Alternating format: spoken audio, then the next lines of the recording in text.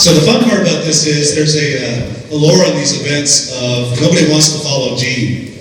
So given that I'm a business partner with Gene, they decided that I got the slot after him. And I get to talk about things like financials. I don't know. I think Brent looked at this with James and said, yeah, let's do that to Kevin. He can deal with it. So where this all started was Gene's on the board of directors.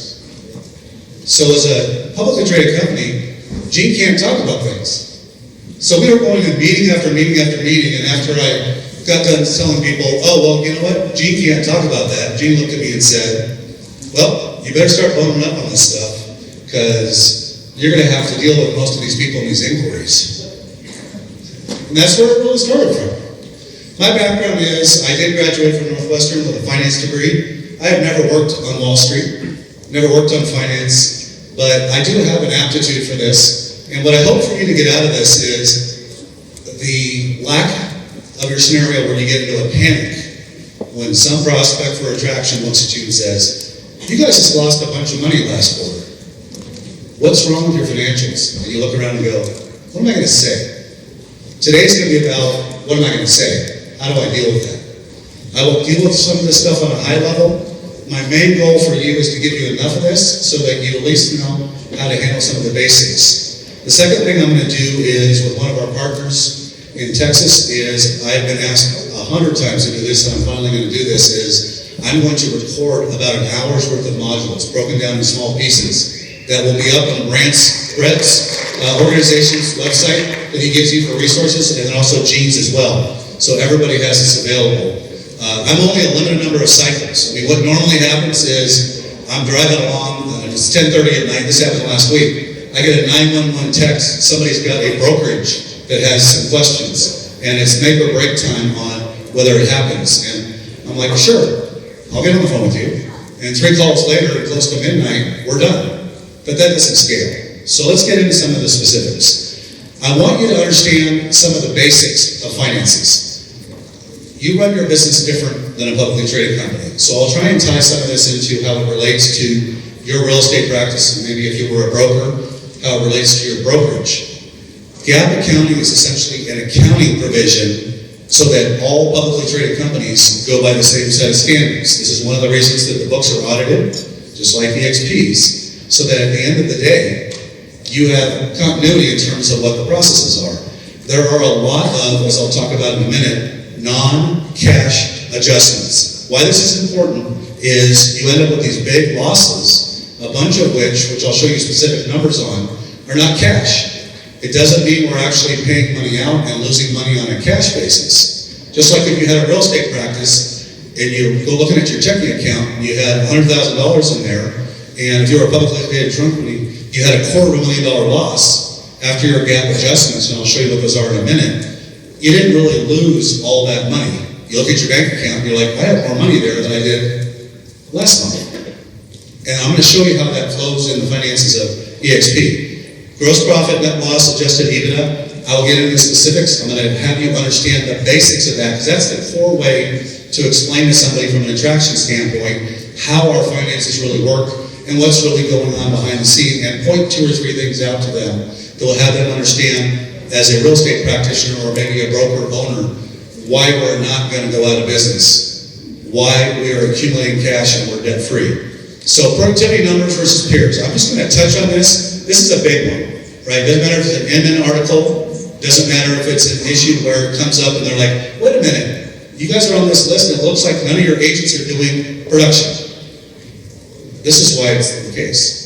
No brokerage in the history of residential real estate, other than an entity acquiring agents, has grown at the pace that EXP has grown. What that means is your agent count is going up more than 100%. We're adding agents and they don't bring their business right away. Right? They come on, they close out all their pendings at the old brokerage, then they're here for 90 days, and then they start to affect our numbers. If I'm Home Services of America or another acquirer like Compass, it's completely different. I buy the company, I roll it all in, and it goes into my numbers immediately. It's a 90-day difference. So don't look for our per-person productivity until we get to a stabilized number on the agent count, which I think we all realize in here it's not going to happen for any long period of time. right? You can't grow at 100% and compare us to a company that only grew more than we did because they bought companies. It's not the same thing. They get to count all the numbers, we don't. So EXP is debt-free. I get a lot of questions about the secondary offering, institutional investors. As a company that did not go public the normal way, in other words, we did a reverse merger, we were on the over-the-counter stock exchange, and then we uplisted. We didn't go through the normal process of ending up with the institutional investors that would be there. There's no problem with that. It's just we're different. So Glenn and Penny, and the large shareholder, do not want to dilute the stock down and do a secondary offering. We have no debt. We don't need to.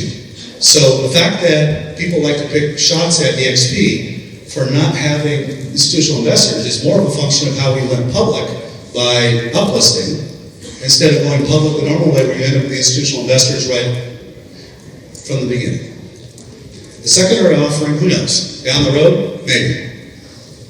We have enough stock out from agents trading the stock, and I'll talk about that, or other stock that's been purchased for the retail market to buy stock. If I'm an institutional investor, you saw what happened when we went on the Russell 2000. That was a huge win for the company. It shows a lot of credibility. All those index funds that follow that had to buy stock. So what that did is it drove our volume up. The average institutional investor has to take such a big position outside of that Russell 2000. They don't have an entry point to get into our stock. So that is the answer for why they're not there. Glenn and Penny and the big shareholders of our company are not going to go do a secondary just to do one. We don't need one. So let's talk about some of the specifics. This is the second quarter numbers. I'm going to highlight a couple of things in here, and then I'll get into the EBITDA adjustment so you can understand it. Obviously, organic revenue growth, over 100%. These are the kind of numbers that are just unheard of unless you're acquiring companies. And so when you look at the numbers, and I'm going to get into the adjusted EBITDA in more detail on a trend, but when you look at this, there are net losses for Q2 2019 and net losses for Q2 in 2018. And it's a slightly bigger number. Who thinks things are remarkably better with operations at the company since last November when Dave Kennard showed up? You don't build a world-class organization without scaling up, and we have doubled our company headcount. Those show up in the numbers and drive a loss. We don't need to double the number again to double the agent count. We're getting to the point where it's going to be more and more leveraged, and we're going to get ahead of this. We had to take the hit and invest in headcount, and that's why that number is slightly higher. But look at the number. Look how much more volume and how many more agents we have. And the loss is barely bigger. And that's what you want to pay attention to.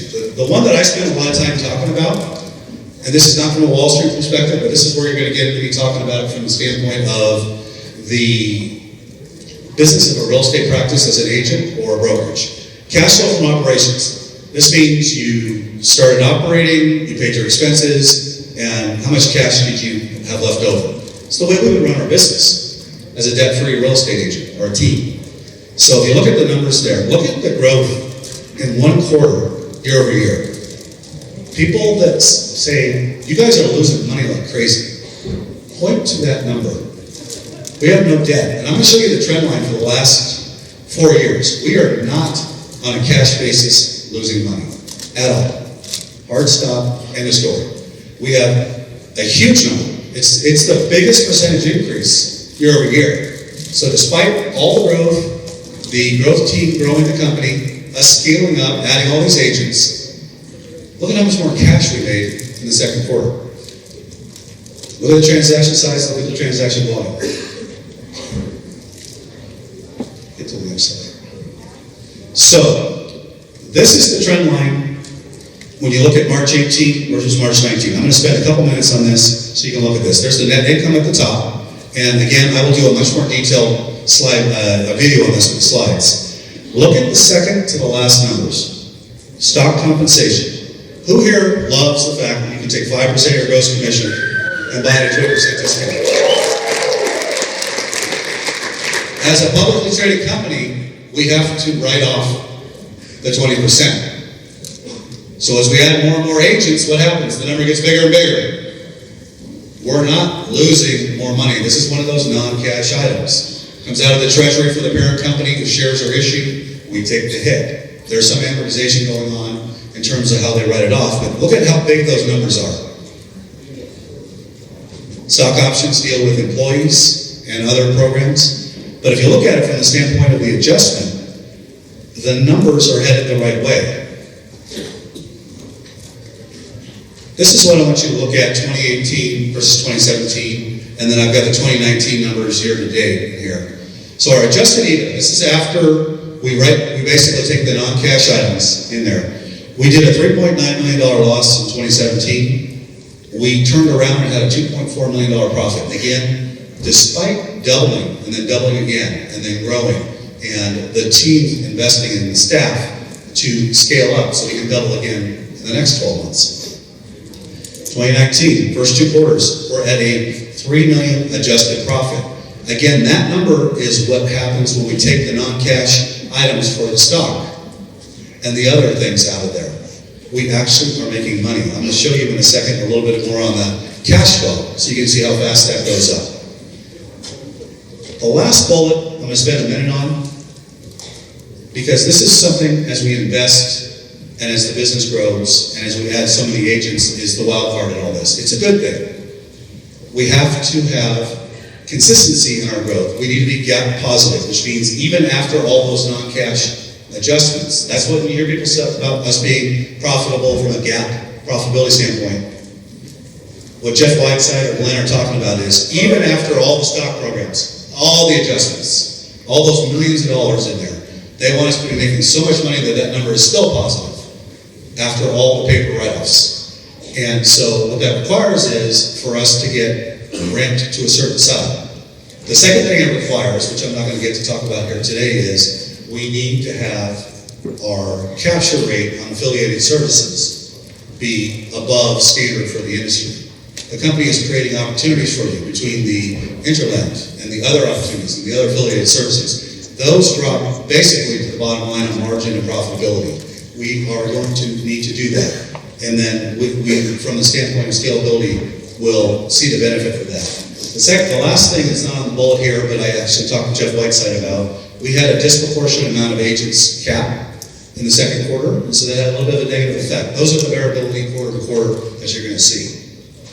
Cash flow. Imagine, I'm just going to keep it simple. You're a real estate practitioner. It's 2016. At the end of the year in 2015, you had $600,000 in the bank. You had no debt. You grew your business, you did your transactions, you paid your bills. At the end of the year, you had $1 million. Did you lose money? You couldn't. You had more cash. We don't borrow money. This is the way you start to explain this to people. As a publicly traded company, we have all these offsets, but we're making money. Look how fast we're accumulating cash. When I dug into this with Jeff Whiteside and a couple of other people, I'm like, oh my God, nobody realizes how much cash we're making. Next year, in just the fourth quarter of 2017, we made more money in the fourth quarter than we did the entire previous year. 1.7 million. Total of 4.6 million. 2018, 5.5 million in just the fourth quarter. More than we made the entire previous year. You see a pattern here. We're stacking cash up at an incredible rate.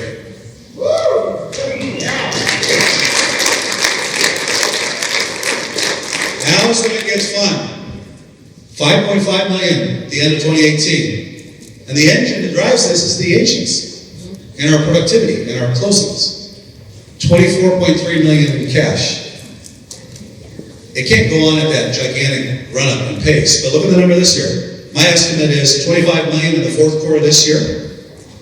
55 and change in the entire year.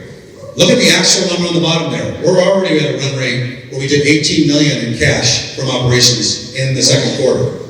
So for those people that go back and look at that number and say, oh my God, you lost a boatload of money in the second quarter, point them at the number is on the financials.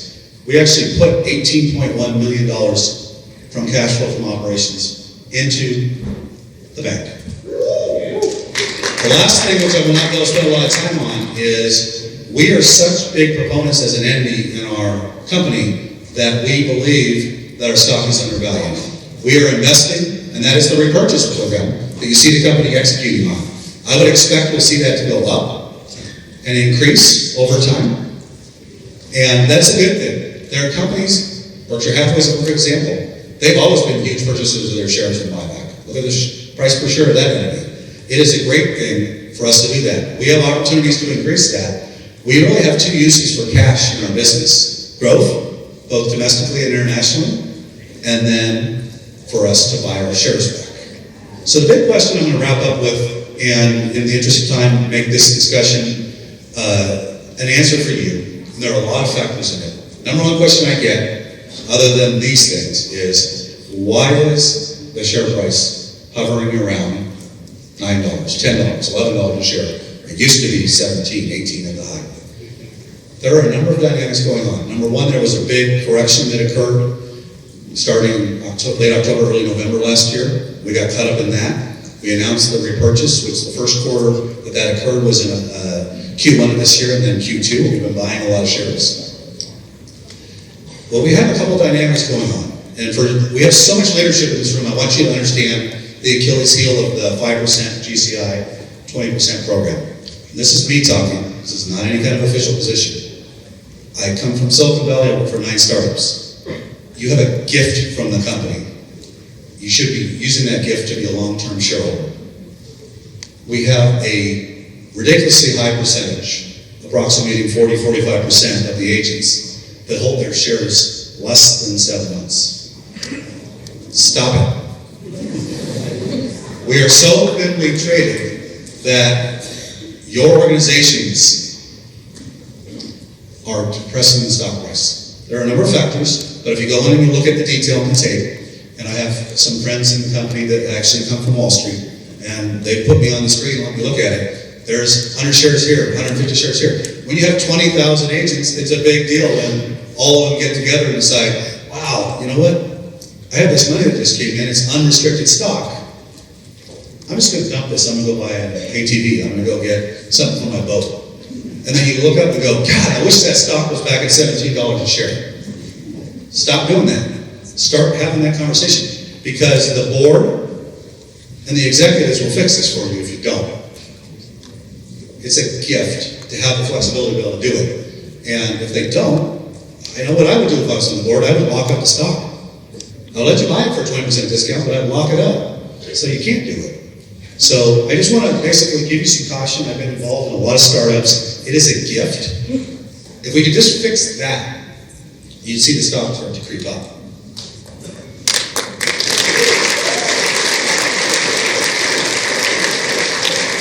If all of a sudden the hundreds, if not 1,000 plus agents that might go into the market in a given week weren't there anymore, what do you think the short sellers are going to do? They're going to be like, oh no, the entire imbalance, more sellers than buyers, just went away. Again, I'm going to put some videos up. They only gave me a short little slot here, so I'm going to wrap up and keep us on time. Thank you very much.